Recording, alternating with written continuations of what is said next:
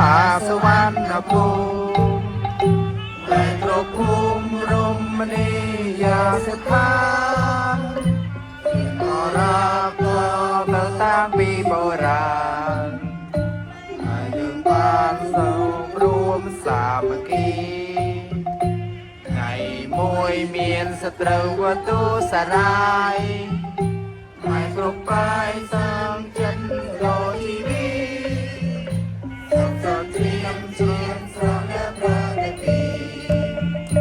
អ្នកគំនីដែលជារុំព្រមព្រៀងគឺជាឯករាជ្យបានគ្លៀបពីទុំ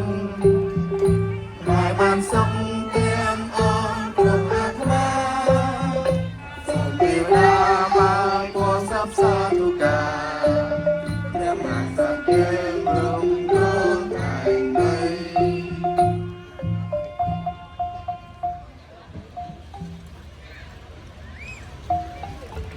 សូមគោរពអរគុណនិងអរគុណយ៉ាងជ្រាលជ្រៅក៏សូមប្រកាសជូនបងប្អូនទៅឯវេទិកាខាងក្នុងនៅអ្នកគ្រូសមបត្តិទៀតទេ